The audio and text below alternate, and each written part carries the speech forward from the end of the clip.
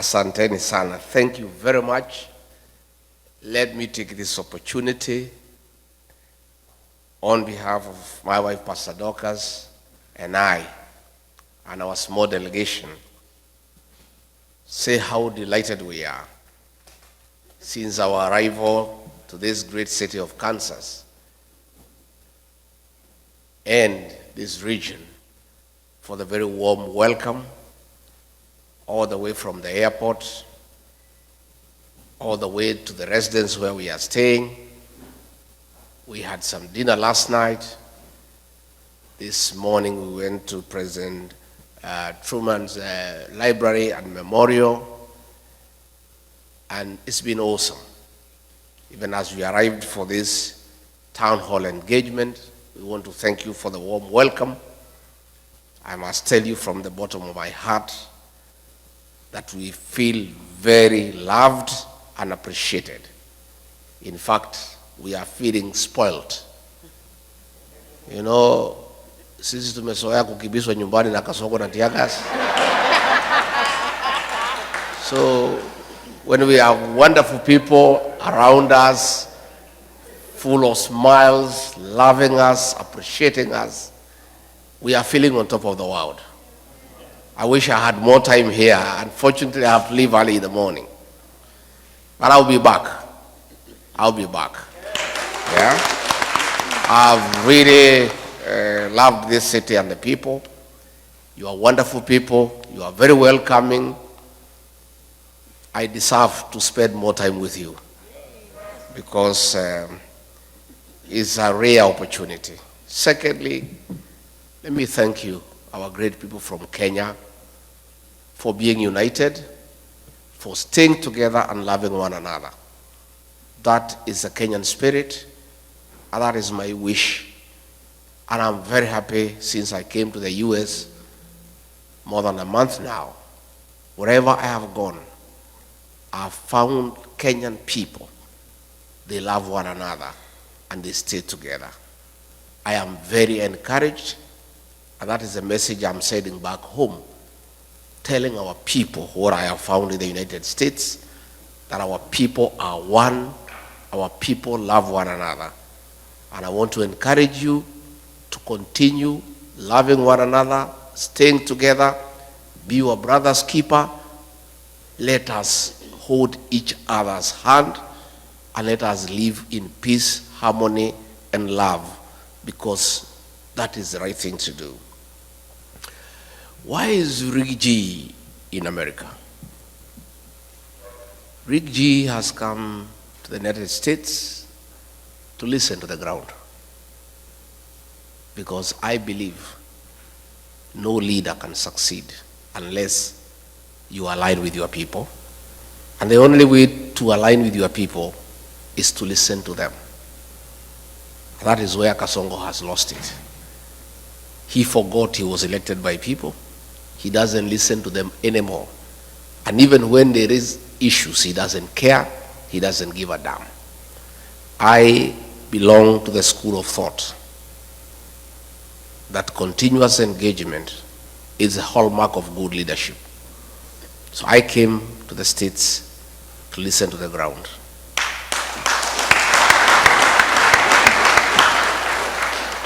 Hapa Midwest munasemaje? One time. Ati munasemaje? One time. Hapa ndio munasema? Yes. Kasongo ni one time? Yes. Mumeamua? Yes. Museme na sauti kubwa asikie akiwa nyumbani. Ati munasemaje?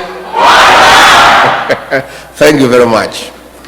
I've come because the people who live in the United States are part of Kenya. And they, like other Kenyans, care about home. And more than anybody else, the people living here are troubled by what is happening at home. They are anxious, they are fearful, they are worried. And I came so that I brief you as to what is going on back home. And I tell you the few ideas that we have of what we need to do.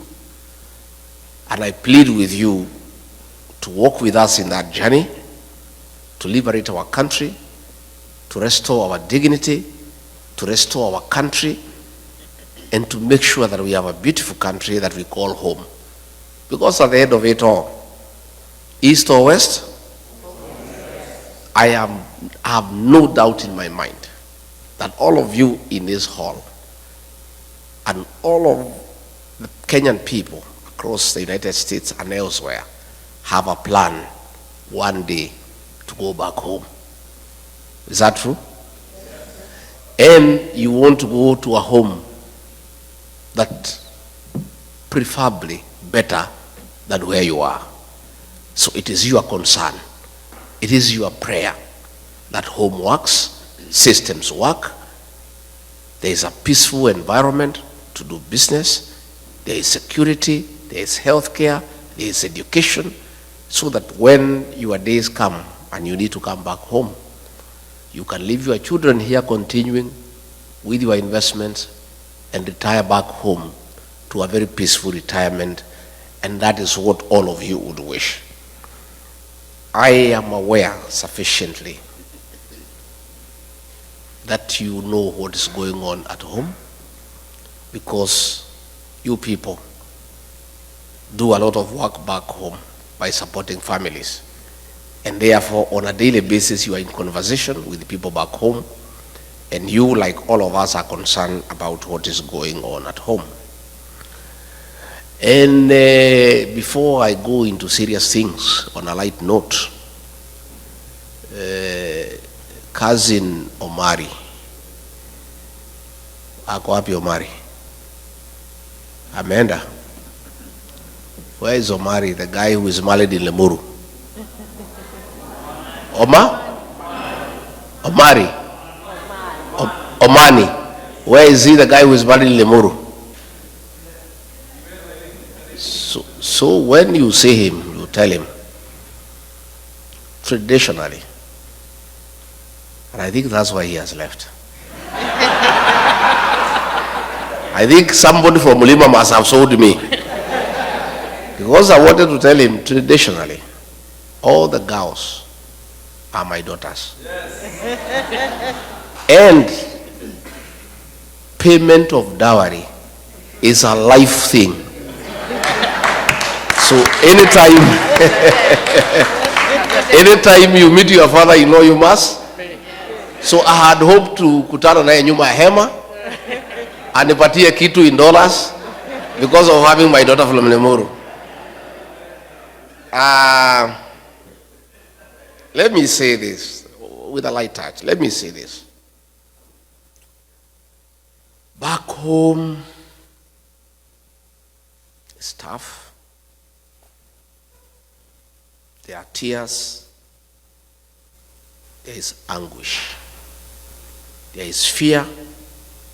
There is uncertainty. Our children between the ages of 15 to 24 are being abducted and killed by the state. More than 200 kids since 2024 have been abducted, tortured, and killed, and others have disappeared. Parents worry. When you don't know where your child is, you cannot sleep. If you call your child and the phone is off, you are worried. And the situation has been worsened. That Kasongo and his boys have now gone berserk, and they no longer fear, and they no longer pretend. The CS in charge of Interior, Kipchumba Murkomen, in broad daylight, gave an order to police to shoot to kill. A week later, Kasongo himself, shamelessly, in total impunity and total disregard of the Bible teaching that thou shalt not kill, in total violation of the Kenyan Constitution, publicly announced that our children should be shot in the leg. The chairman of the National Assembly Committee on Defense and Foreign Relations, Nelson Koech, corrected Kasongo very angrily that the kids should not be shot in the leg, they should be shot in the head. That is the situation we face as a country, where in total disregard of the Constitution, against biblical teachings, a president of a country elected by the people has the audacity to give orders for the extermination of our children. That is why Kenyans are saying, Bwana Kasongo, even if you pipe milk to our homes, even if you build roads made of gold, even if you paid us every day 100,000 shillings, your hands carry the blood of our children, and there is no way we can vote for you. And that is why the one-term movement is now like a religion in Kenya. Everywhere you go, where 2 or 3 are, that is the discussion. In the Uber, in the salon, in the matatu, in the bar, the discussion in the country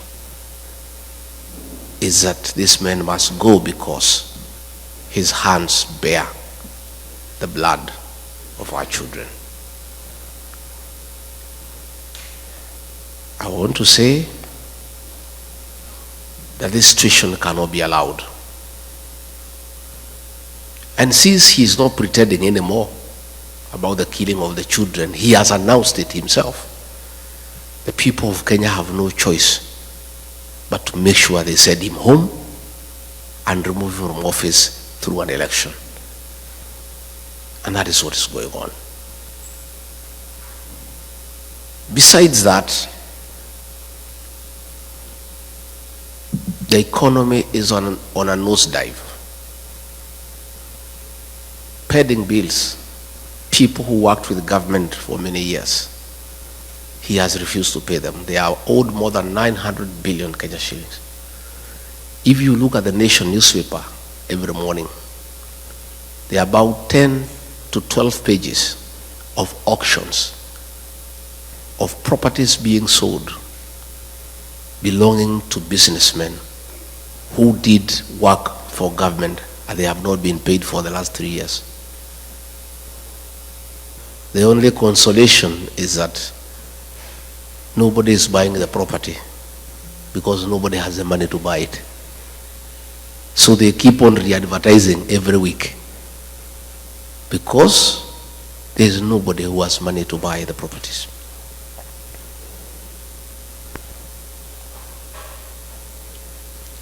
William Ruto found a working education system. President Mwai Kibaki, the third president of the Republic of Kenya, the greatest leader of our time, brought free primary education, and President Uhuru Kenyatta improved it by extending to secondary schools and also bringing 100% transition from primary to secondary school.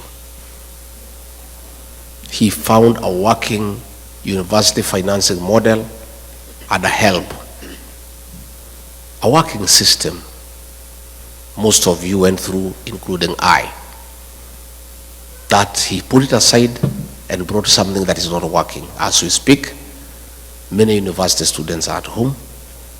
They cannot access university education.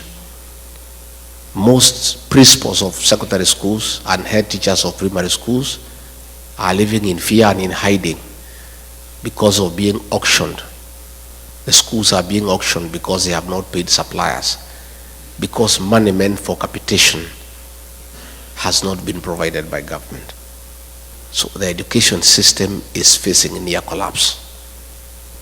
The health system, and you people here in America know how important and critical a working health system means to our people. He found a system called NHIF that was struggling but working, that needed improvement. The people at NHIF had come up with a program that needed 800 million Kenya shillings to reform it and make it workable and compliant with the present times. Kasongo came and discarded that system and brought something called SHA and SHIF at a cost of 104 billion Kenya shillings, money that he's stealing with his cronies. And despite stealing all that money, the system is not working. And you people know that because you have parents back at home. You know when they go to hospital, they cannot get their bills paid by insurance. Again, that is something that he has destroyed. He came up with something called the housing levy, ostensibly to construct affordable houses for the people of Kenya. It is not the work of government all over the world to construct houses. Governments put up roads, water, electricity, drainage, sewage. It is the work of the private sector to construct houses. But he has put it by force because he has business interest in company with some Asians to supply cement, steel, and iron sheets. So the whole affordable housing scheme is about corruption. It's about conflict of interest. Again, you find in agriculture, all the sugar factories have been sold to Asians in partnership with Kasongo. Last week, despite us having rice in Moya and Ahero that has not been bought, that is in the stores, he has authorized the importation of 5,000 metric tons of rice, duty-free, that will come and kill the rice farmer in Moya and Ahero. So you find, because of state capture, the president is in business in every sector. He is competing with every other businessman. And because of his advantage as president, he has killed all other business people. He's doing all the businesses in Kenya.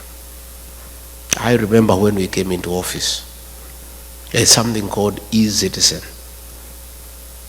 It was an app that was being operated by some private people and doing some little work for government. And when he came, he brought a lot of issues saying it is wrong for anybody in the private sector to collect money on behalf of government. And he said the Ministry of ICT must take up e-Citizen.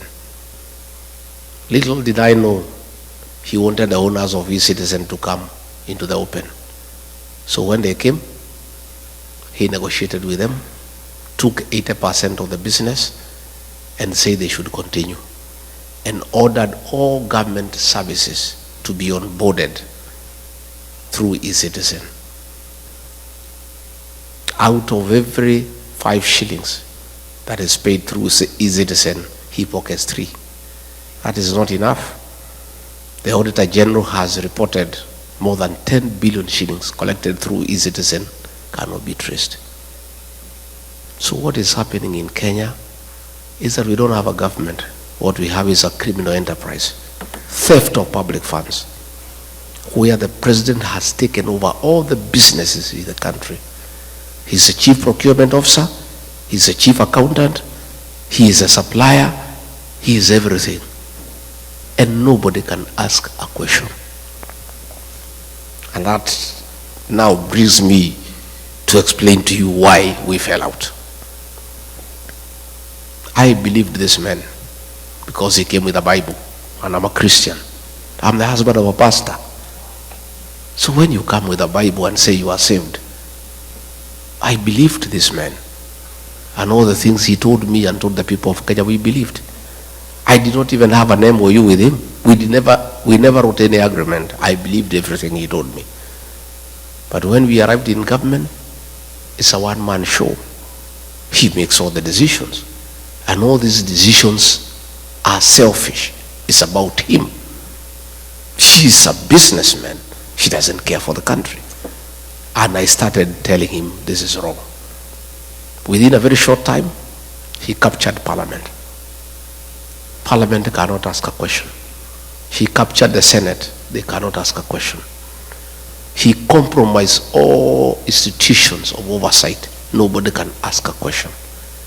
The only person who remained who could ask a question was Tinga, Raila Odinga. And he told me, we'll look for this man. He loves money. We'll give him some money. He'll also keep quiet. And sure as December 25 is Christmas. The way I'm telling you, just as sure as December 25 is Christmas, the way Osinde has explained, the man is eating and hence observing table manners. He cannot speak, his mouth is full. So the two are one and the same. And you know, sometimes we were debating. Okay, William Ruto is a great mistake. It's a mistake we have to live with. We made a mistake. I made a mistake. And I have apologized to the people of Kenya. But what was the alternative? Had we elected Raila Odinga, the same thing would have happened. The two would have crossed ranks. They start eating together the way they are doing today. So we are just saying Kenya was presented with two unpleasant choices. There were two hyenas, but they were different. One without teeth and one with teeth. And I think to a certain extent, President Uhuru Kenyatta was right. Probably we should have gone for the hyena without teeth because it will not finish us in one day. Yeah? Si ingetukula pole pole. Sasa mimi regarding Gachagua decided to go for the hyena with the teeth. And it started with me. So somebody was telling me, much as I sympathize with you, nafikiri ni sawa, hii fisi iko na meno ilianza na wewe. Ndio sasa ikujie si? So yesterday I heard David Morale saying that Jubilee can support Raila Odinga if they abandon William Ruto. Raila Odinga and William Ruto are birds of the same feather. None of them is an alternative. We must get rid of the two because they are Kenya's problem. So when he bought Raila Odinga and he kept quiet, then he started stealing everything in the country. Started killing people. And I disagreed with him. And I was left as the only option now to fight for the people of Kenya from within government. Everybody else had been compromised. I was left alone. And I started fighting from within. So when he decided to kill our children, the Gen Z, I said no. And when he insisted and killed them on June 25th, 2024, I went to Mombasa and called a press conference as deputy president and told him off. And that was our parting shot. We never talked again from that day. We would only communicate in messages because I called him out publicly for killing our children. If Rigathi Gachagua was a selfish man, I would have agreed with William Ruto, like Raila. We sit and eat, then we finish the country. Today I'll be a very wealthy man. I would have joined him in all the deals. E-Citizen, we do. Fuliza, we do. Medical equipment, we do. Because he was willing to let me eat so that I keep quiet. He was quite happy. In fact, he told me, we wacha mambo mingi bana. We kuja tu kule bana. Hii Kenya ni yako. Hii Kenya ilikuliwa na Kenyatta bado isha, ikakuliwa na Moi bado isha, ikakuliwa na Uhuru. Wewe shida yako ni gani? You know? Had I been just another Kenyan like the Kenyans I see, if I was like Raila Odinga, a selfish person, I would have agreed with William Ruto. I stay as deputy president. I enjoy the privileges. There are many. And we eat. We finish the country. We let the children die. And I just sit there. But my conscience wouldn't allow. I am not a wealthy man, but I'm not a poor person. And I don't need money myself.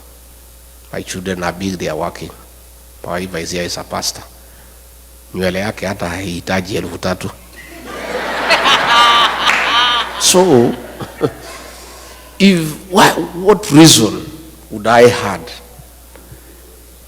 to join William Ruto in the gravity train to finish our country, to steal everything?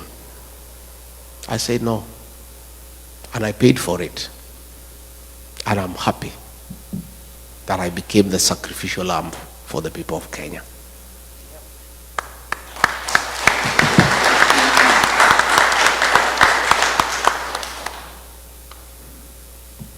We will fix our country, and I want you to be comfortable in the knowledge that the darkest hour is just before dawn. Our dawn is coming. The mood in the country, people of Kenya have made a decision, and nothing can change that decision. In fact, it's only that it's far away. Ni mbali sana. 2 years is a long time. But we don't have a choice because we are a democracy, and we don't want change through unconstitutional means. We want change through the ballot. So what we're asking is Kenyans to persevere, to be resilient, to be patient, and we'll make the change at the right time. I was worried before I came here that the level of impunity by the president is becoming dangerous because people are being killed every day. When we had Sabasaba, the government hired criminals to burn shops, to destroy property under police supervision. Policemen were shooting people without caring. Young children were killed, and the president did not care because there is nobody to ask him any question. And even when we complain, he doesn't care.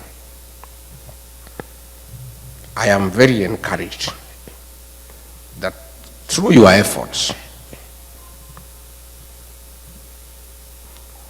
the day before yesterday, the chairman of the Senate Foreign Relations Committee, Senator James Rich, tabled a bill in the House calling for a review of the status of Kenya as a non-NATO ally for several reasons. Among them, that William Ruto is working with the terrorist groups, most notably RSF of Sudan, where he is in gold business with Hemeti, and where Kenya supplies arms to go and kill children and women in Sudan.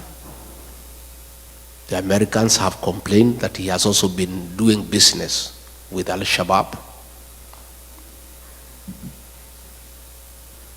The Americans have called for investigations on abductions, extrajudicial killings, use of police to attack civilians, and other violation of human rights.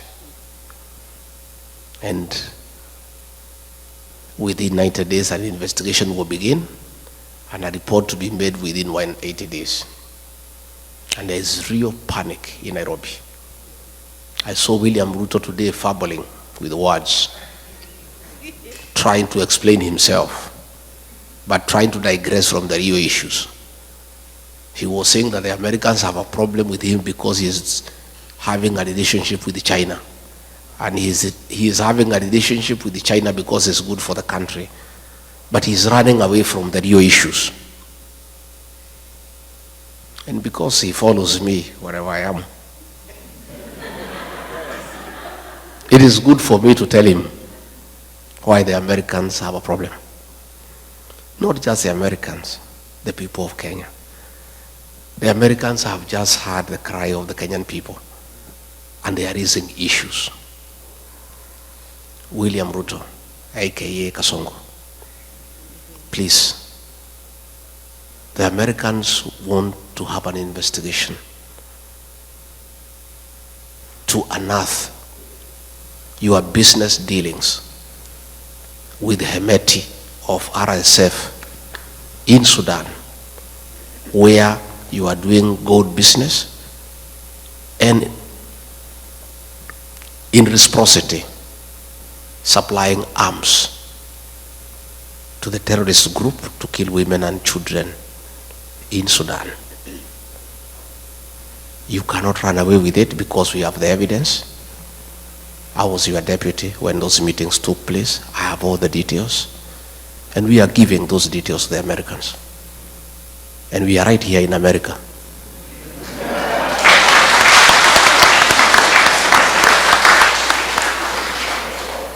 And much as you think we are stupid, don't just think we are just here, just moving around. We are also here to put the Kenyan case to the American government and to Congress and to the Senate.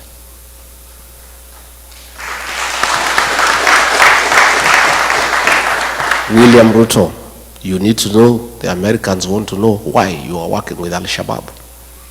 Why, when you are in Mandera, you met 3 leaders of the Al-Shabaab militia at night to discuss business with them. They want to know why.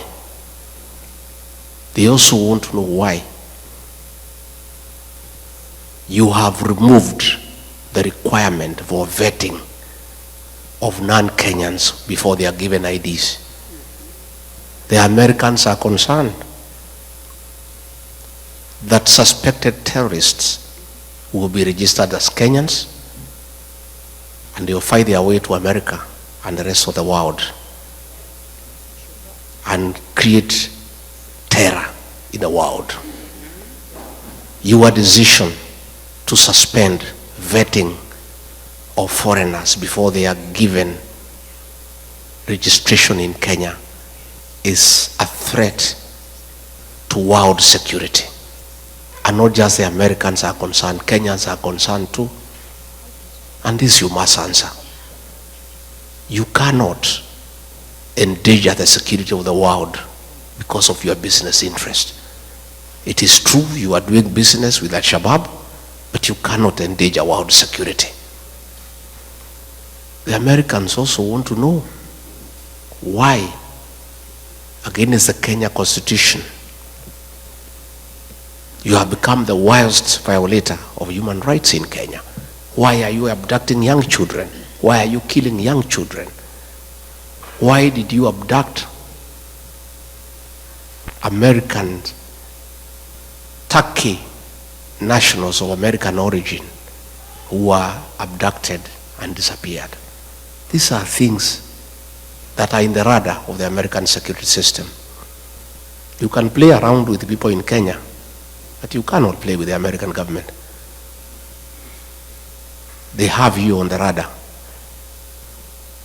And the evidence is everywhere. And you cannot run away from it. So please, don't hide behind China. The issues you need to confront are well known to you. That you have compromised world security in pursuit of business interest. And this time around, you will not escape. You may push people around in Kenya. You may harass everybody in Kenya. But I don't think you have the capacity to harass the American government. And they have you under the radar. You can run, but you cannot hide. Your day is coming. I want to say that the evidence is there. The shoot to kill orders by Kipchumba Murkomen, he cannot deny. Your own order of shooting people in the leg, you cannot deny. So even if you get the PS for Foreign Affairs to issue statements, the evidence is everywhere. And you must be held to account. In fact, the other day when I was here, I was with some senior American leaders last Sunday. And we were watching live a meeting taking place in Muranga, where policemen were beating leaders and they were protecting armed goons. And these American leaders could not believe that it is possible for policemen to attack civilians. They could not believe it. They could not believe that policemen can escort gangs to beat civilian population.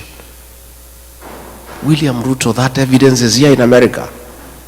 And there is no way you can run away from it. And those things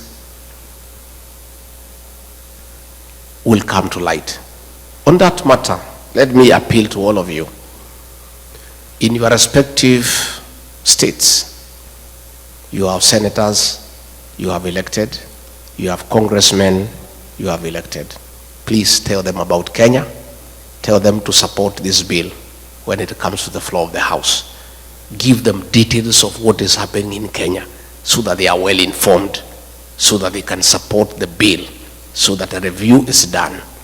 And our request to the American government and the American people, please don't punish Kenya because of the atrocities of William Ruto. Don't withhold military aid to Kenya. Don't withhold sharing of intelligence with Kenya. Don't withdraw all those facilities that come with that privilege of being recognized as an ally of the NATO states. All we are asking the American government to do, once you confirm all these concerns, help us. Don't have sanctions against the people of Kenya or our country. Please, just do the right thing. Impose sanctions on William Ruto as a person, never to come to America.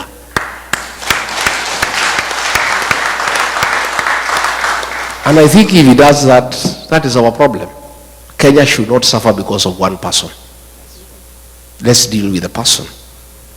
And I think if the government here can impose sanctions against him, that he cannot come to America and he cannot go to other states that work with America, our problems will be sorted instead of punishing the country because of the actions of one person. Diaspora people,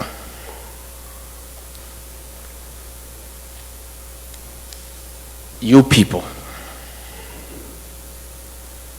are very important partner to any serious administration. In the 70s, coffee was #1 foreign exchange earner for our country. In the 80s, it was overtaken by tea. Tea became #1 foreign exchange earner for our country. In the 90s, both coffee and tea were overtaken by tourism, and it became #1 foreign exchange earner. But as we speak today, all those have been overtaken. The #1 foreign exchange earner for our country, Kenya, are remittances from the diaspora. It is you guys. You are the drivers of our economy. Our economy relies on you. It's the dollars you send home that we use to pay our public debt. It's the dollars that you send home that we use to import products from across the world. It's the dollars that you send home that are running our embassies.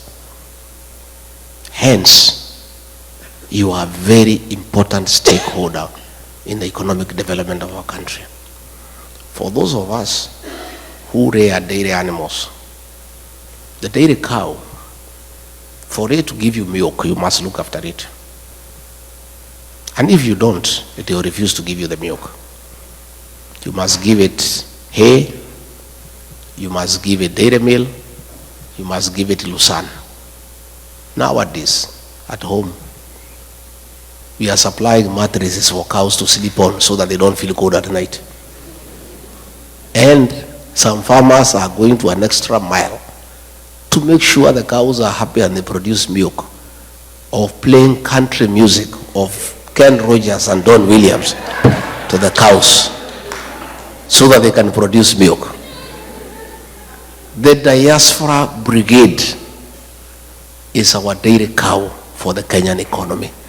We must look after you guys.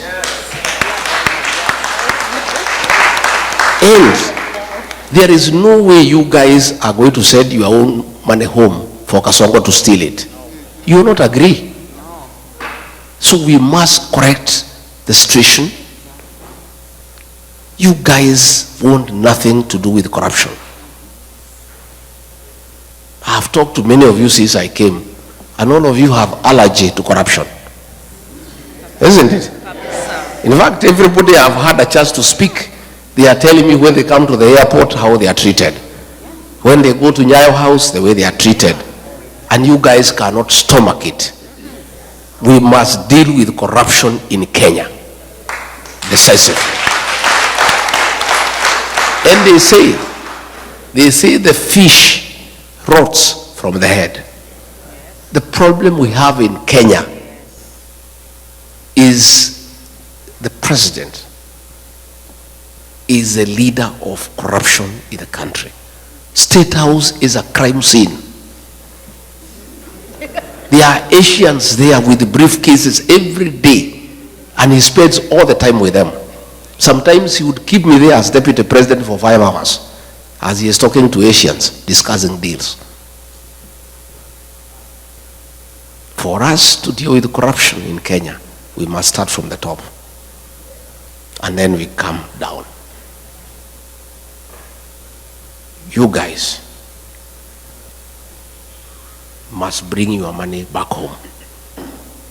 Our country should stop borrowing money from other countries and borrow from you because you have the money. But you can only give us the money if you are sure we'll give it back to you, and if it will be spent prudently for the benefit of the country. And those are the things that we want to form the government together, so that we can have very practical programs that satisfy what you want. I have said, and I said in Texas, that you guys, going forward, working with us when we form government, we want you to form a very strong diaspora bank for your money, for your investment here, with branches in Kenya and all over the world. You guys have sufficient capital to start a big bank, and you have the right personnel to run that bank professionally. And you see what will happen. If you have a diaspora bank with branches in Kenya, all the properties you have bought in Kenya, you will use them as collateral to borrow money from that bank and invest here in America. But as it is today, all the plots and the land you have bought in Kenya cannot help you, because you are borrowing here from the banks here and they cannot accept Kenyan titles. Again, we need a discussion with you guys on how we vet developers and people who build houses for you and who sell you land, so that we eliminate the crooks who keep on conning you from time to time. We want to have a conversation that it is immoral and wrong to have double taxation. You cannot be taxed in America. After paying your taxes from your savings, you send money back home and then it is taxed again. That is a discussion we are going to have, so that the money you remit home must be exempted from double taxation, because you have already paid tax in your country of origin where you are working.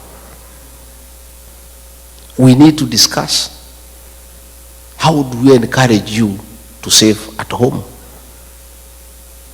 And we have an incentive-driven package where we give you an interest rate that is higher than what you have here in America, so that you have the motivation to save your money back home, so that this money can be available for on-lending to other people and for government work. And your money is earning a higher interest than your country where you are working. So I'm saying, I have come to start engaging with you. I don't want to engage you when we form government. I want to start this engagement mapema. So by the time we form government, because we are going to form government, already we have a plan in place for implementation. And that is why I want to create a mechanism for engagement with you people the way we are engaging today, so that we have a way we shall be engaging, so that you tell us what you want us to do. We also benefit from your experience in a country that is working. Devolution here is working. You know, I was here last night, it was raining. When we came out, you cannot even know it has rained because the drainage works. Huh?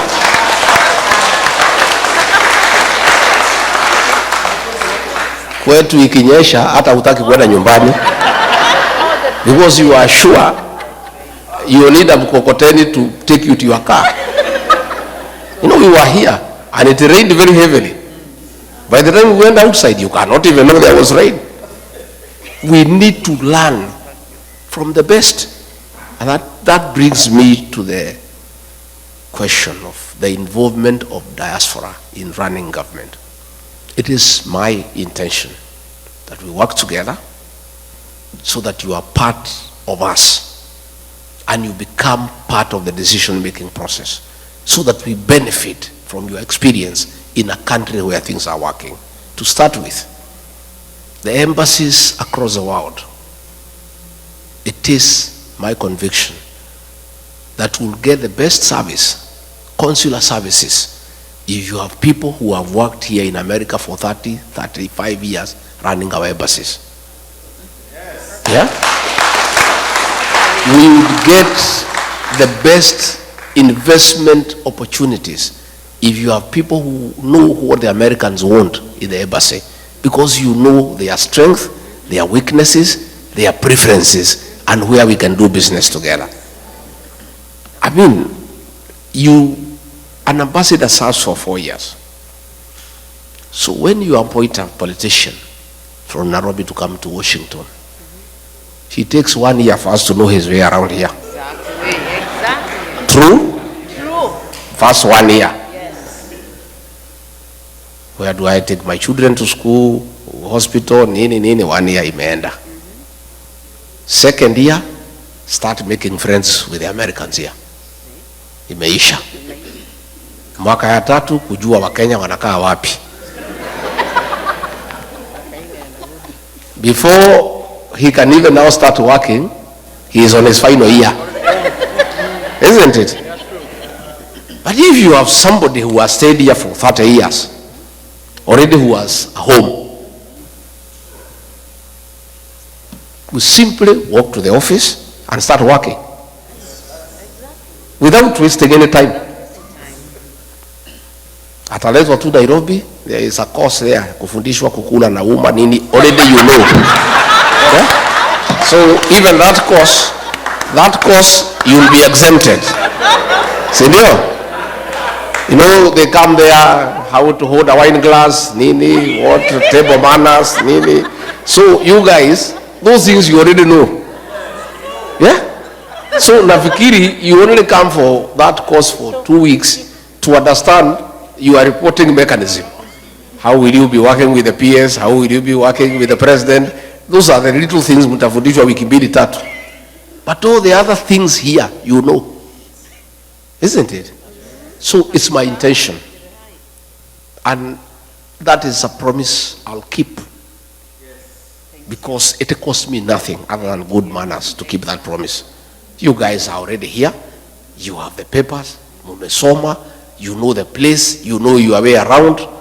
You know how to use a fork and a knife. Sasa iko shida gani? There's no problem. Number 2, I have said, I also want you guys to come to the National Assembly and help us make good laws. Yeah? I want you to come to the Senate and help us make good laws. I want you to come to the county assemblies and help us make good laws on devolution. So, I want to appeal to you, wale munaweza, muende nyumbani, mupiganie viti. Lakini on top of that, we shall nominate one person from Diaspora to go to the Senate, another one to go to the National Assembly. Yeah? And in the counties we are strong. At least every county assembly we have one person from Diaspora to come and help us to make good laws for devolution. Because devolution is working out here. And we want to borrow from people who know. Again, we'll also want you to come and serve in the national government. Let us have 1 or 2 PSs, wako pale. Let us have a cabinet secretary, ako pale. Let us have people in parastatus.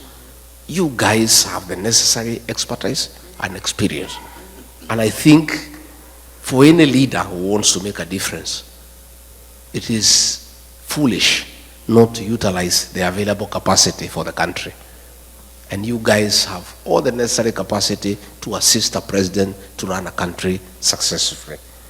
So these are things that we want to do, and we'll be able to help each other. Again, I said when I was in Texas that we'll have to add 2-3 consulates across this large country to help. I think asking everybody to go to Washington or Los Angeles is a bit too hectic. So we'll add 1 or 2 or 3. Again, we'll introduce mobile consular services so that we have people coming here for a month. They issue IDs, passports, and they go to another state. That is something we can be able to do so that we make it a bit reasonable and cheaper for you to access consular services by bringing the services where you are. I am a strong believer. I am a very strong believer that it is our business to take the government to the people, not the people to the government. It is us to take the government to the people. We will bring consular services to where you are, because that is the right way to do things. So, mimi sitaki nisidishe hapo. I want to say, because I have found a few questions that have been written here, I'll go through them and I answer them, because I believe in participation. I don't believe like Kasongo in praise and worship. You know, the government he runs is praise and worship. We have some very funny characters there. You know, whatever they are told by Kasongo, I don't know what happened to their brains. If the MP for Kikuyu is told by Kasongo, go and insult Pastor Dorcas, anaenda anachukua microphone na mtukana. I saw another lady from Murang'a. Anaambiwa na PA wa president. Ana parade yeye mbele ya umati. Anaambiwa asunguke. I don't know kama mliona. Ati huyu mama si ako sawa. Si asunguke, muangalie vile anakaa. Anasunguka. Huyu mama si ukiwa na yeye kwa kitanda utaamuka vizuri. You saw that woman? Yes. You really wonder what happened to our leaders. Ni kurogwa ama ni ujinga ama ni zote mbili? Zote. Eh? Zote. I can't understand. I don't understand what has happened to our leaders. Somebody ameuliza sijui ni nani, what is the game plan? You are impeached, so you won't run or otherwise. Nani ameuliza hiyo? Somebody ameuliza hiyo? Let me explain. Gachagua is a presidential candidate. And nothing stops me from running. The Kenya Constitution says the right to vie for office is absolute. And you can only be stopped from running if you have been convicted. And even if you have been convicted, you cannot be stopped unless you have exhausted all the available mechanisms of remedy. Last year, 2022, the Honorable John Weluke, before the elections, was convicted for 74 years for theft. You remember? Yes, we do. And he went to committee and he was given bond pending appeal. He appealed to the Court of Appeal. And as the case was going on, the elections were there. And he went and ran and nobody stopped him because you can't. And he won. Later on, the appeal went through, the conviction was quashed. Had he been denied a chance to run because of the conviction by the High Court, and then let alone he is let to go, his rights would have been violated. I underwent a very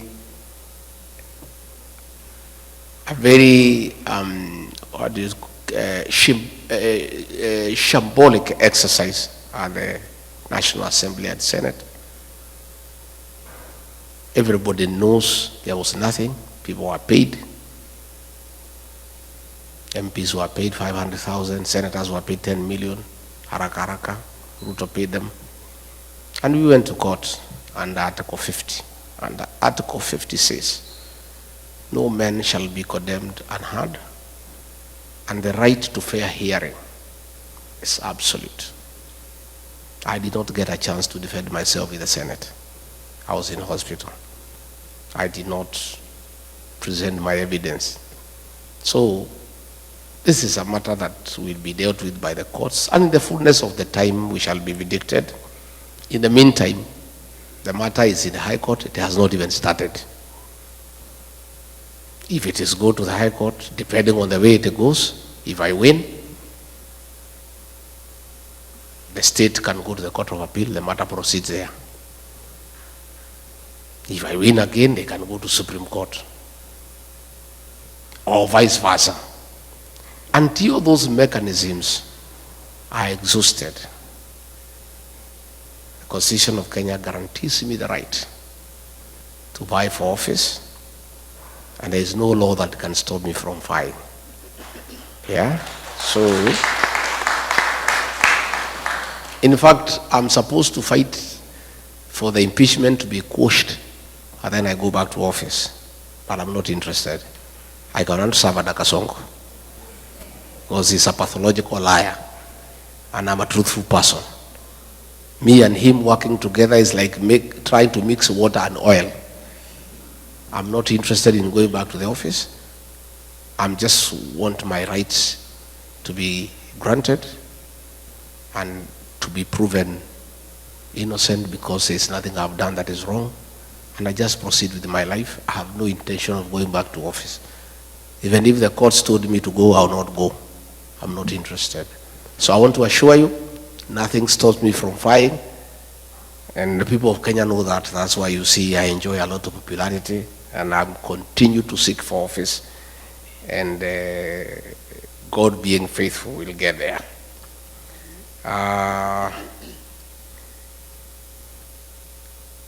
Now that you are teaming together, do you have a very strong candidate to face Ruto? Because we can't stand another 5 years of Ruto regime. Jackson. The second statement is true. We cannot stand another term of Ruto. Because if he is telling policemen to shoot people, and he still wants our vote, what if we elect him and he doesn't need the vote? He'll shoot us himself. True or false? Yeah? Do we have a strong candidate to face William Ruto? What a question. Si niko hapa Jackson? Yeah, niko. We are there. Don't worry. We have a big team, and we have agreed between me, Stephen Kalonzo Musyoka, Dr. Fred Matiang'i, Eugene Wamalwa, George Natebea, and Mother Karua. And anybody else who wants to join us, Ata or Mtata, whoever. Hatujafunga na hatuwezi funga. Kila mtu atafute kura zake. Tutakuja kuketi hapo nyuma. Tutoe mtu mo? One person.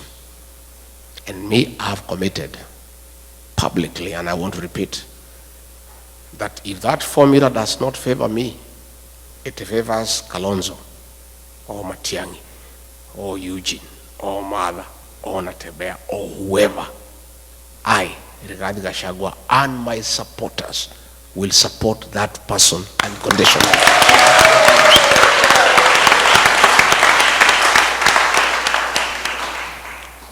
Lakini Mungu akisaidia ikuwe ni mimi, hiyo mtu nitakimbiza yeye kama baisikeli ya kuibiwa.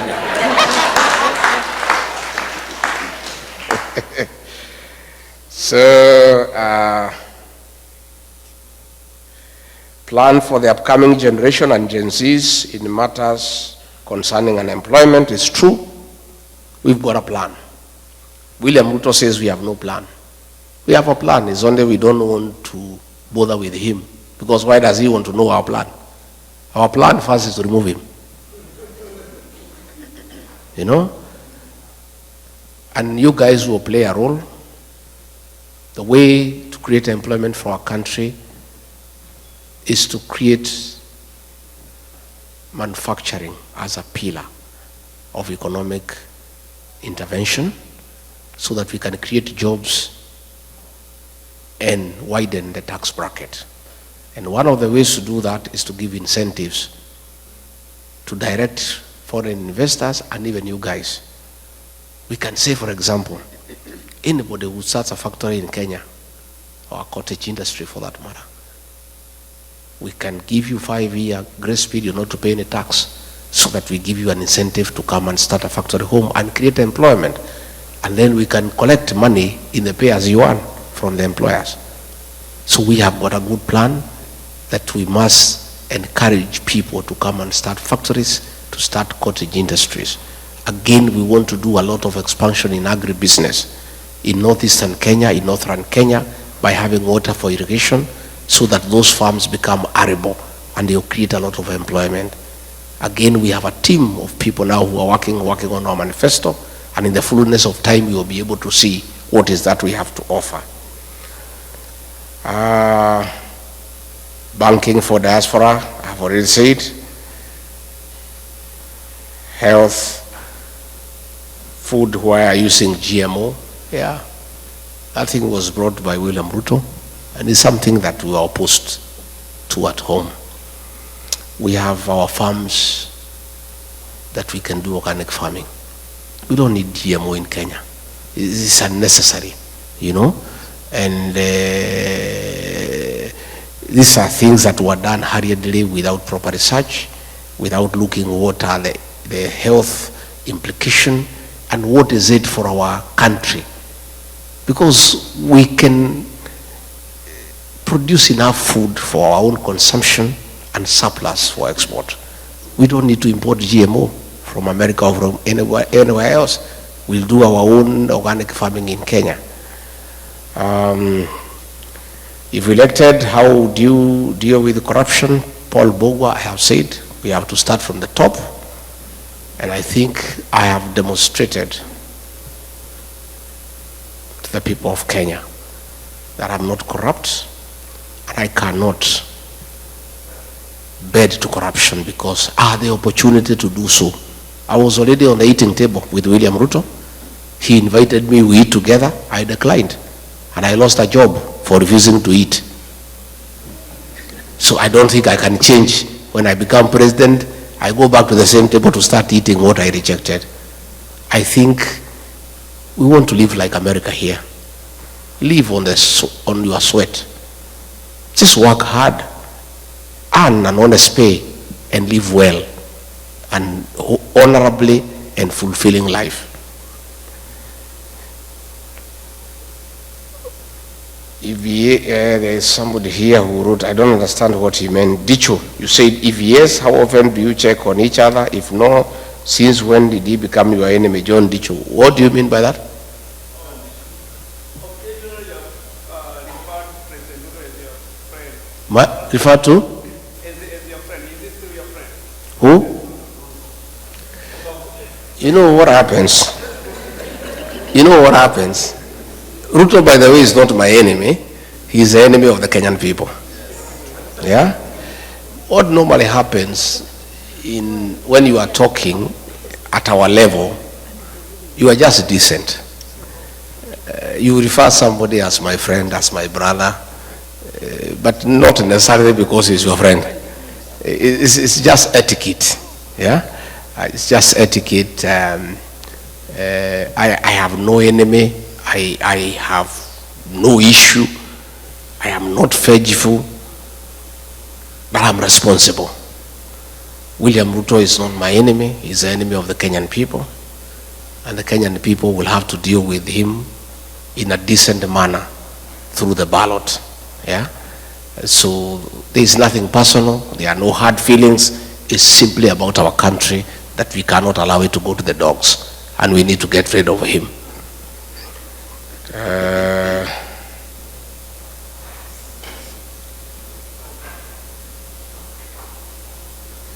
Why do we keep sending money so easily and yet we can't vote from the comfort of our beds using our gadgets? How come you keep on saying you understand the ground and yet when we want to run for a political position from here, it is a problem? How are you going to reconcile these issues? We'll have to develop our electoral process, but it takes time. The voting here is electronic. It's a democracy spanning over several hundred years. Our democracy is 61 years, 62. We keep on improving every day. We haven't yet reached there where we could go electronic. Mostly our people, the rural population, quite a bit of illiteracy and sub-illiteracy, but we are getting there.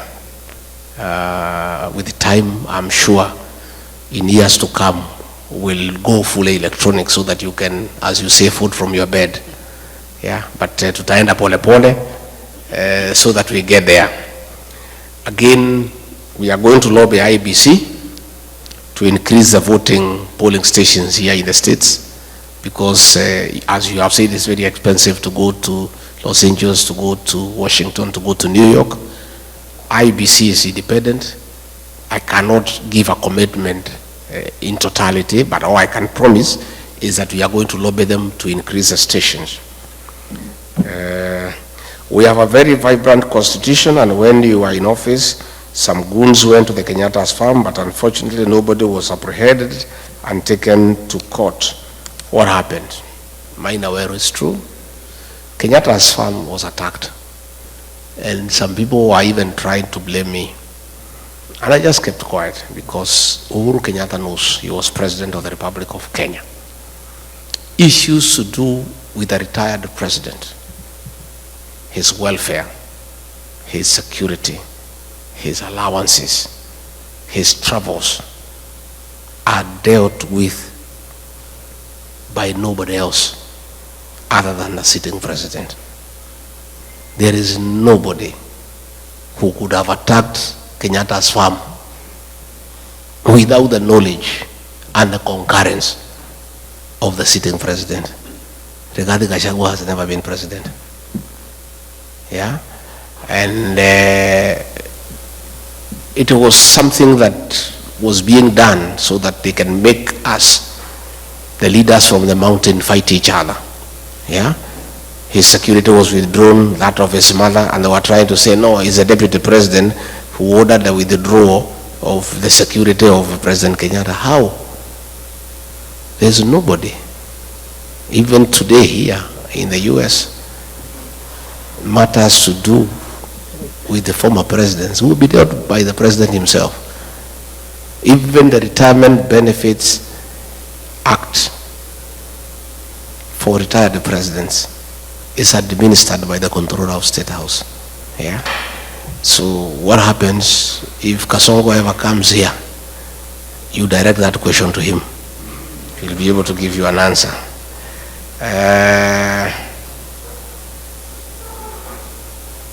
James White, how will the new Kenyan administration address historical injustices so that the country can move forward? It's true. I said yesterday in an interview that was done by Jerry that we already have a commission on restorative justice. And when we form government, we'll appoint a judicial commission of inquiry to inquire into the killings of the Gensis and other people who have been killed and harmed, so that those who did it can be brought to book and they can be given compensation.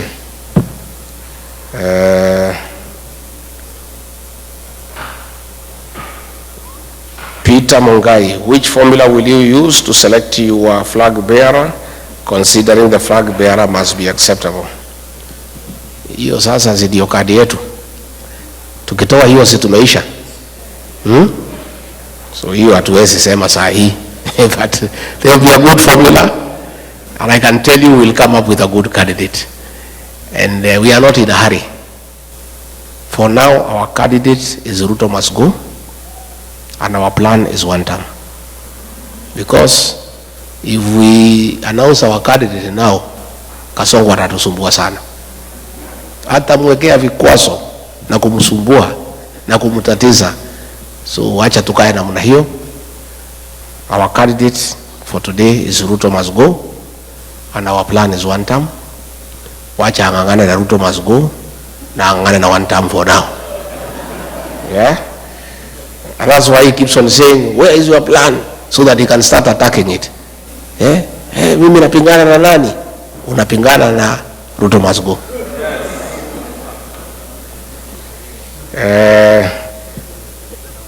There is so much looting of e-citizen. That one I've already answered. I've told you, you are asking what will happen about recovering money that has been stolen. This money will be recovered, I can tell you. You have seen agro-leasing that happened in 2003. The High Court has ordered that those people must be tried. So I want to put on notice those who are still stealing public funds, including what is being used by Soprano to bribe people, will have to be paid. Yeah, and this money will be recovered. What are you doing to mobilize voters to register for elections, especially the youth and the people who are yet to register to vote? We just continue public education, advocacy, and appealing to them, and I want you to help me.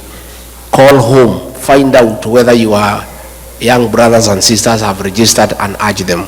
We continue to do that, and asking our parents that if they don't register, that is a vote for Kasongo. So that we continue doing. What is the solution to be executed immediately after the government is removed from power, so as to save unemployment situation in the first year? Employment imesema tayari. What is your vision to achieve more equitable distribution of resources and positions and overall more fair society? You know, resources must follow people. I believe in a very fair formula to distribute resources, with population being a very important factor, followed by poverty index, so that we have fairness and equity. So once we follow the principle of population as a basis for resource distribution, you get a lot of fairness. But we also take into consideration areas that have been marginalized and with a very high poverty index, so that they get some rebate, so that they are also not left behind. What are you guys doing to agencies into believing there is a plan beyond one term?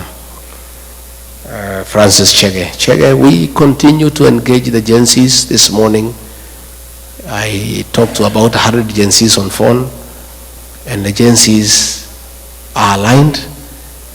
that we don't just want them to vote for us and we do things for them. We want them to be part of the decision-making process by coming to the table so that we get solutions together. And I can tell you, they are believing us because, like when I fought for them, when Ruto was killing them, they believed me. Anytime I talk to them, they listen to me because I've already demonstrated my respect for them and concern for them. Now the IBC commissioners have been put in place. How do you ensure elections not a repeat of 2022? That is Lucy. It's true. We continue to engage and we'll create enough mechanisms to make sure that we have quality agents. The veracity of an election is determined by the quality of agents in every polling station. It's very difficult to interfere with an election because when votes are cast and counted in the polling station results are final. That is where you must have good agents to make sure that all the activities around the polling station are above board. The rest in Nairobi is a purely mathematical exercise of adding numbers, but the polling station results are final. So what we are investing in is quality agents, and in my party, the DCP, I'll work with agencies so that they are very alert and they can also assist us in documenting through their smartphone on Form 34A so that the outcome of the results is well captured and stored. Thank you very much. I think those were the questions. Yeah. I think we have time. Finally, we belong to the citizens for democracy, DCP, Democracy for the Citizens Party, DCP, and I invite you to become active members and support that party as your party. By preaching its ideology and availing resources to support your party. You know, I saw some fellows back home saying, oh, huyu mtu ameenda huko kutafuta dollars. Sasa hii chama yenu, mimi sina pesa ya kuiba kama Kasongo to run our party. Even here in America, you know, all parties here, even the presidential election is supported by the members, isn't it? So we are also asking you to support that party because we want a party that is homegrown with support from its members so that when we get into government, there are no businessmen who are coming to demand tenders to pay themselves for what they contributed. So please support the party. It's a good party. It's a national party. And it's not a mountain party. The deputy party leader is Cleo Malala from Kakamega. The secretary general is Hezron Obanga from Kisii. The national chairperson is Paria from Kajiado. The deputy chairperson is Owino from Kisumu. The treasurer is Mwikali from Machakos. Deputy secretary general is Ole Kamwaro from Narok. And like that. Again, out of 34 members of the national executive, 9 agencies. So we are well represented. It's a national party, and I want to request you to be very active here in Midwest. This is your party. We'll form the government together, and we are serious partners. And I want to continue with this engagement. I'll come again when I have sufficient time so that we spend more time. But I want to say I feel loved, I feel well taken care of, and I believe I have answered the issues that were concerned to you. Have I? Yeah? Can I ask Pastor Dorcas to come and say hi? Yes. I believe in very strong family values as the basis for a strong nation. And that is why I walk around with my wife, because you must lead by example. There is no way as a leader you'll say you believe in very strong family values and you don't lead by example.